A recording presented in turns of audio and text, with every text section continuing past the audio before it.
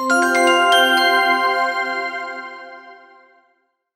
think two things, maybe three, really stand out for me. One is service, the other is community, Mhm, and the other is equity.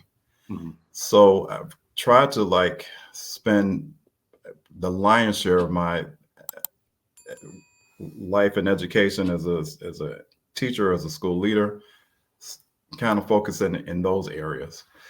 And I think over the years, we've been able to like really move forward as a school.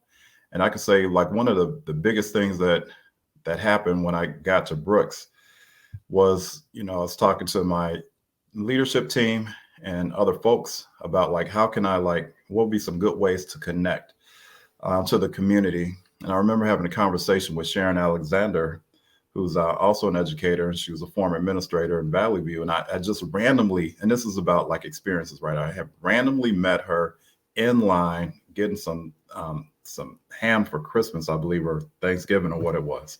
So just a random conversation, and we just met that way. And she was telling me about some things that she had either done or heard about to like get introduced into a community. And one of the things she mentioned was house visits. So I'm like, okay, I have 1,100 students. That'd be pretty hard to get to every house. But maybe if we did it with incoming class, the sixth graders, and we could build up on that, over the years. So that's what we did.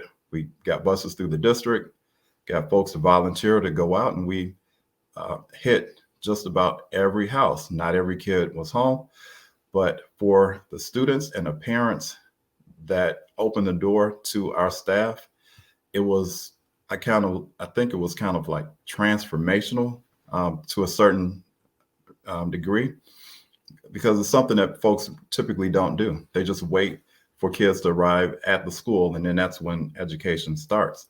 So I think that was a way of signaling that community is important and that we're here to support both home and school and make that connection. So when we did that the first few years, it was very interesting when we would talk to, and I live in a community, so I would run into, people at different places. They're like, well, we can't wait for you to come to our house next year. And I was like, oh, okay, so we definitely got to do it another year, just keep that momentum going. But it says a lot to, I think, our staff to get to see mhm. the wide range of students that we serve. And we went to every area of Bolingbrook and also in the Romeoville, because we're spread over two communities and they're quite large. It was something that was important to us, and we did that for about 3 or 4, maybe 5 years, and then we transitioned to doing on-site, like what we would call like bulldog bashes, like welcome back to school, and it's just a lot of fun and pomp and circumstance. And then pandemic hit.